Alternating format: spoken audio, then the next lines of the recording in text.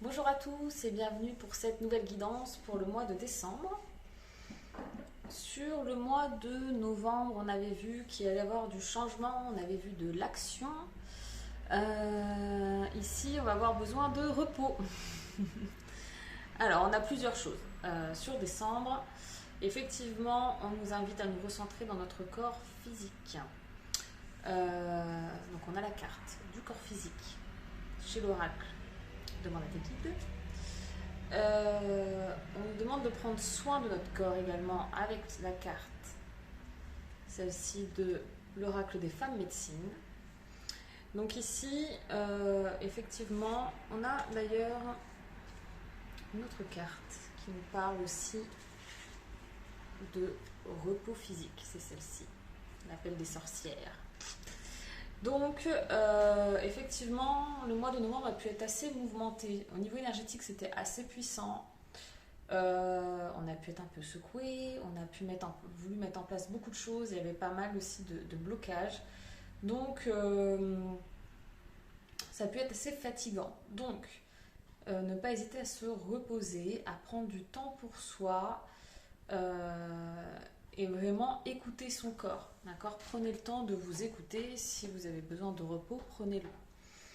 Donc on nous dit de se reposer et également de prendre les choses avec légèreté. Ici on a la carte de l'innocence qui était déjà là d'ailleurs le mois dernier. La carte de la fête.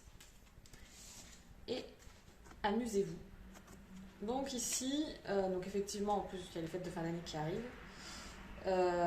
Mais c'est aussi pour moi vraiment prendre les choses avec légèreté, d'accord, durant ce mois de décembre. On est sur un mois où on va continuer à libérer certaines choses. On est sur une phase de changement, on a amorcé la phase de changement, mais on n'a pas encore tout libéré. Sur ce mois de décembre, on va continuer de libérer des choses, donc c'est pas toujours très confortable. D'accord, ces phases-là, c'est bénéfique, mais c'est pas forcément confortable. On a quand même la carte de la protection. Et ici, cette carte-là, elle nous dit quoi? Elle nous dit rappelez votre pouvoir, coupez les liens, recouvrement d'âme. Ici, sur ce mois de décembre, on va avoir des choses qui s'arrêtent, on est sur une fin d'année, donc potentiellement, on peut être sur des fins de cycle aussi, mais en tout cas, il y a l'attachement au passé qui se coupe et tout ce qui peut être en lien aussi avec le karmique, avec les vies antérieures. Donc, potentiellement, voilà, tout ce qui peut être. Ça peut être très vaste, mais mécanisme, schéma de pensée, des croyances limitantes, des conditionnements, des choses. Ça peut être même dans le milieu professionnel, dans le milieu relationnel. Tout ce qui ne convenait plus, ou en tout cas qui était limitant pour vous, on coupe. En tout cas, potentiellement, il y a des choses qui s'arrêtent. Mais c'est pour vous rapprocher un peu plus de vous. D'accord? Donc, ici, observez. Il y a des choses que ça se libère automatiquement. Donc, peut-être des choses qui s'arrêtent, mais pas de votre fait. Et ça peut être un peu compliqué à gérer émotionnellement là aussi, parce qu'on a quand même la carte, on a la carte de la perte, on a la carte de la privation, de la solitude et de la vacuité. Donc c'est tout ce qui est en lien avec le vide. Donc effectivement, émotionnellement, je pense encore que décembre, ça peut être un peu compliqué. Ça peut être compliqué parce que même si c'est positif, nous en tant qu'humains, le positif on ne le voit pas forcément tout de suite. Donc du coup, à l'instant T, ça peut être un peu dur à gérer émotionnellement. Ça peut être des émotions un peu dures à gérer. Voilà. Donc c'est pour ça que prendre ce temps-là aussi pour accepter, prendre du temps pour soi, ça va permettre aussi d'aller que les choses se fassent un peu plus facilement. On va avoir une phase aussi de doute potentiellement avec tout ça. Du coup forcément on a une perte, on a ce sentiment de solitude, donc On peut avoir des phases de doute, des zones d'ombre qui remontent. Cette carte du doute, elle est intéressante. Alors, je ne sais pas si vous verrez, c'est rapprocher un peu. Donc, il y a une femme au milieu. Il y a une femme à gauche qui a les yeux fermés, une femme à droite qui a les yeux ouverts. Et elle nous dit quel est le sentiment insidieux que vous essayez d'exprimer.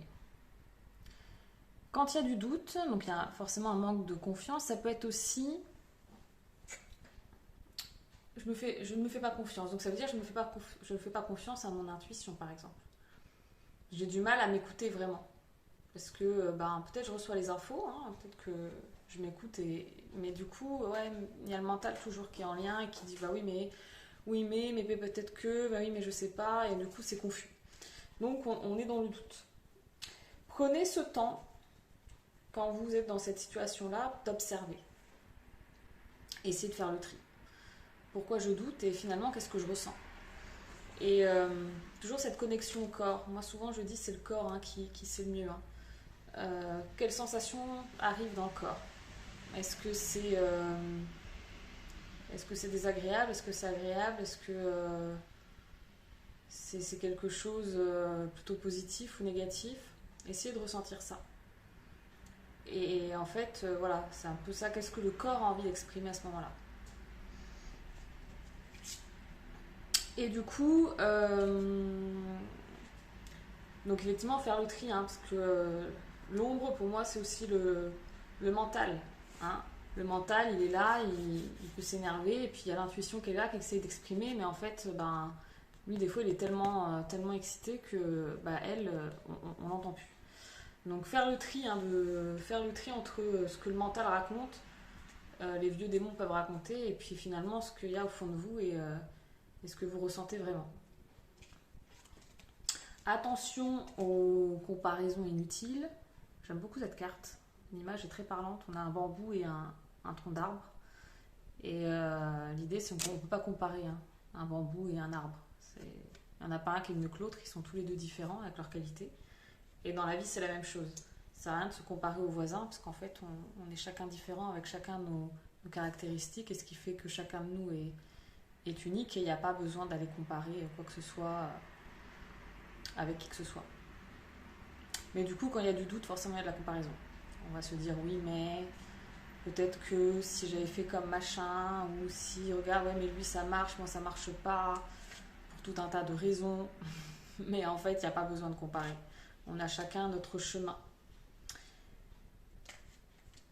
Et on est sur le chemin aussi, donc, de la guérison, toujours. Alors, je crois que c'était en octobre, en septembre, il y avait la guérison du cœur. On est toujours dedans.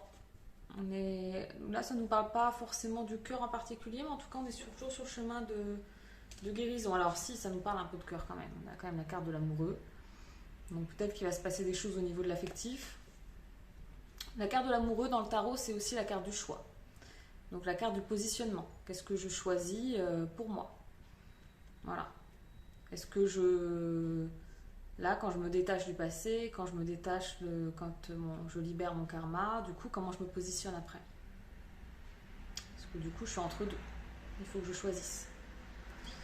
Donc ça peut être ça aussi. Ça peut être aussi des choses qui se débloquent au niveau du sentimental. On nous demande aussi...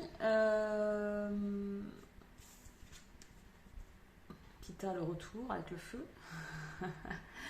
Le feu créateur. Donc ici, peut-être des élans de créativité. Ou du moins, pour moi, c'est plus en lien avec l'intuition. L'intuition. En fait, alors, il faut savoir qu'en énergétique, le chakra sacré et le chakra troisième œil, ils sont en lien. En fait, on a le chakra du cœur qui est central, et après, tous les chakras en opposition sont en lien. Donc, ces deux-là sont en lien. L'intuition et la création. Plus ma réalité, ce que je vois est clair, plus je vais me créer une réalité en alignement avec qui je suis. Je m'explique. Si j'ai un mental négatif, en tout cas si mon mental est brouillé, je ne vais pas bien, donc je vois tout en noir. D'accord? Donc je vais avoir une réalité qui est négative. Donc ce que je vais créer la plupart du temps, ça va être en lien avec ça. Donc ça va être souvent des situations négatives qui vont arriver avec moi. Et à l'inverse, la même chose, si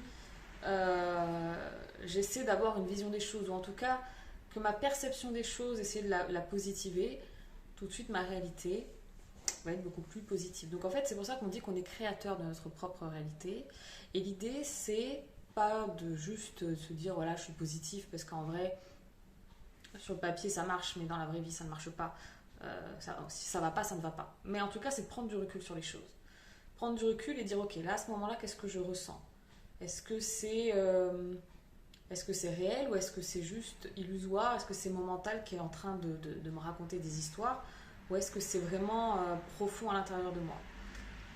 Dissocier un peu les choses, prendre de la hauteur et puis essayer de rationaliser et de prendre le positif dans tout ça. Ou en tout cas, qu'est-ce que je peux en tirer de positif? D'accord? Et ne pas, à l'inverse, récupérer que le négatif. Donc c'est toujours en yoga, c'est ce qu'on dit, c'est toujours se placer en tant qu'observateur de soi-même. Plus on va le faire, plus on va arrêter de subir les choses, plus on va être créateur.